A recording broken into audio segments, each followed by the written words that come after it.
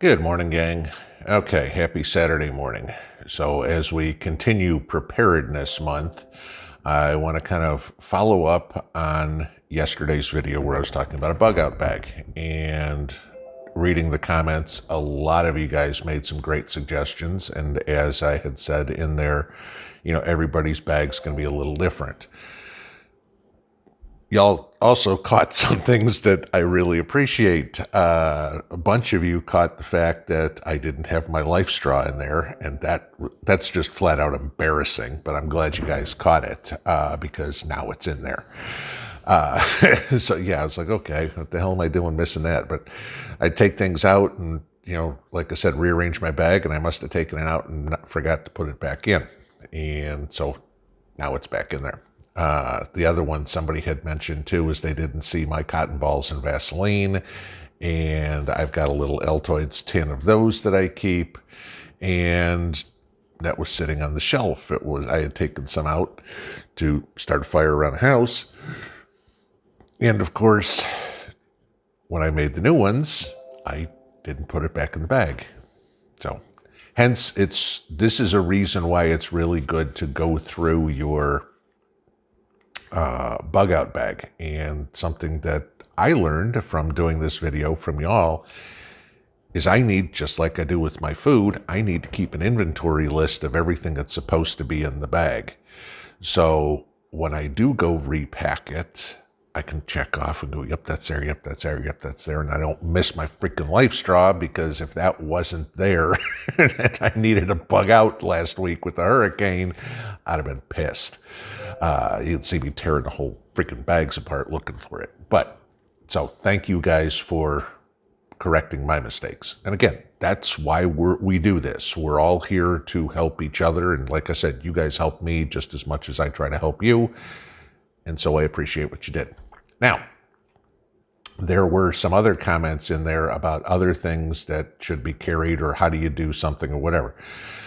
Your bug out bag isn't the only thing that you're going to be carrying with you, okay? And there's some things that don't belong in your bug out bag, and I'm going to kind of go through that.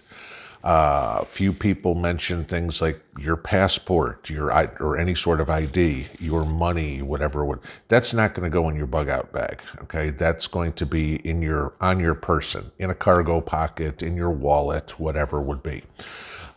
Same thing with like carrying any sort of precious metals or whatever it is. You want to keep those on your person, not in your bag.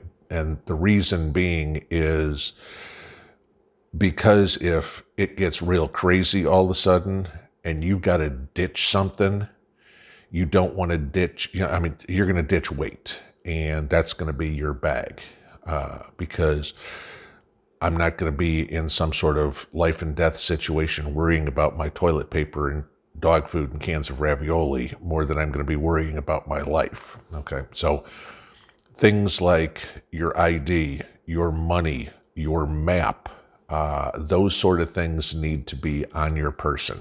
Like I said, in a cargo pocket or something of the sort. All right. Other things that people had mentioned, those are actually going to be carried on your LBE, or what a lot of people call a battle belt. Okay, not a whole lot of people have the harness straps anymore, and if you're carrying a pack, your straps are already going to be here. You don't need two sets of straps rubbing on you. Okay, so again, and I forgot to show this yesterday, it is on Mrs. P's bag, is a flashlight. It is a hand crank flashlight as well. But I also carry a mini mag light as well. But again, that's carried on my battle belt. So, all right. So what I want to show you here, to answer some of the other questions, because people had many, but I wanted to show you everything that you're also going to be carrying, just that's got to be more readily accessible. So let me flip over and I'll show you what a battle belt is. All right. Now, again, I'm old school, okay? So I'm betting there's probably updated, newer, fancier gear that everybody can buy, but I've always been a believer in, you use what you know. And so this is my old gear from when I was in the Army, okay, stuff that I have. And I mean, some of it I've obviously added to, but, the belt, as you see, is, the old, what do you want to call it, Vietnam era, Cold War era, canvas type waist belt. And it works very well. So I'll show you everything that I kind of carry on it and why, because it'll probably answer some of the questions people had yesterday. So let me put this down and we'll just start from one side and work to the other. So, okay, like I said, a little mag light. I can just tie it right there, free swinging, right there on my hand. All I gotta do is turn it on and I've got light at my hip. A fixed blade knife. Okay, nothing fancy. I mean, this thing's probably 15, 20 bucks. It's a little Maracniv knife. It's just a good little fixed blade knife to have for whatever you're going to need a small knife for. If you've got to make some wood shavings, or I mean, obviously self-defense, anything like that. One a few people asked about yesterday was carrying a folding saw. I carry a machete instead, okay? So I've got a sharp blade. I can hack through whatever thin branches I want, but it's also got the saw blade on the back. So I can cut whatever I need in the way of wood or whatever need be, anything to start a fire, to clear small branches or whatever would be, to clear small trees. So if I needed to set up any sort of campsite. And again, that is one hell of a defensive item. The old Crocodile Dundee, that's not a knife. This is a knife. Somebody come at you and you pull a machete out and they've got that Maracniv knife. Yeah, you're probably in a little better shape. Ammo pouch. Okay. Obviously, you're going to be carrying ammo. Right now, I've got 5.56 in here. So, that's good to carry for there, if you will. But obviously, you're going to need to carry spare ammo. Really don't have, the little need for the grenade pouches there, because I don't think anybody's going to be able to get those. But an ammo pouch is nice. All right, so moving on. I'll slide over here and see if I can straighten the camera out. Okay, so yesterday, or on the comments yesterday, somebody said, well, how are you going to cook, heat water or cook something? This is where a military grade canteen comes into handy very well. Again, it clips right onto your belt. You've got a canteen in there, and the canteen cup, which sits in the bottom, the canteen sits in, and it's all carried. Nice to heat water in, cook whatever you need to be. You can put that right over an open flame, and you're going to be fine. And I guess we'll turn a little bit more. There we go. Sidearm. Obviously, it's just laying here because I carry this. But obviously, you want to have your sidearm with you. Again, certainly not something you want in your Bugout bag. You want that is going to be handy for you. And last but not least on here is your communication of some sort. I'll slide that off. So many ways to go. You could put your ham radio on here. This one's a handheld CB.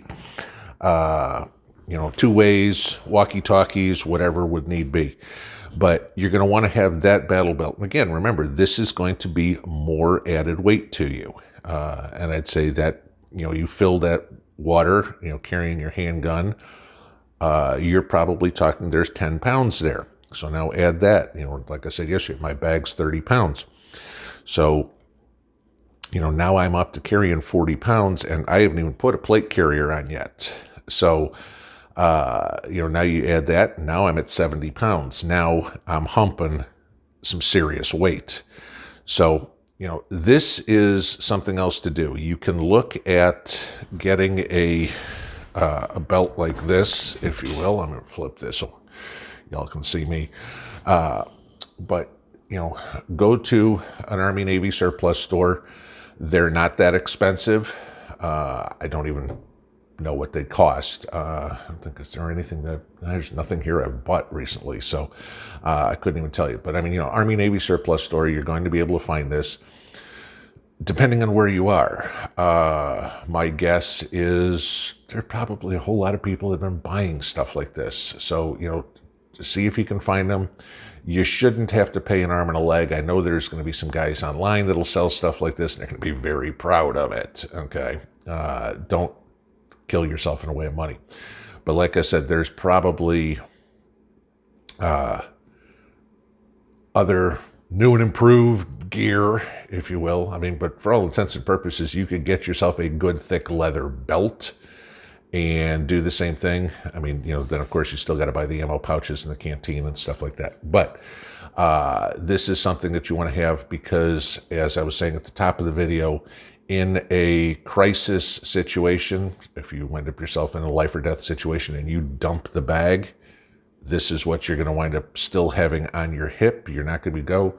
And I mean, it's got the basic necessities that you need to get yourself out of life and death: light, sharp objects, ammunition, water, communications. So that's what you're looking for in regards to a battle belt. If anybody has anything that they want to add to this, please let me know. I will say one thing. I know back in the day, okay, at the back of our, I'll flip this over here so I can show you again where I'm talking. At the back of the belt here in the center, you notice that's blank. That's basically where the small of my back would be. Of course, what we had there was your poncho or something tied on there. Sure, you could do something like that, so it's convenient. I get it. The reason I leave it blank is because that's where my bug-out bag hangs. So I don't need my bug-out bag hanging over something. I want that up against my back, so I've got the supports and everything like that, so it's not bouncing around all the time. But there you go. There's the next day of Preparedness Month. Have a great Saturday, guys. Pinball out.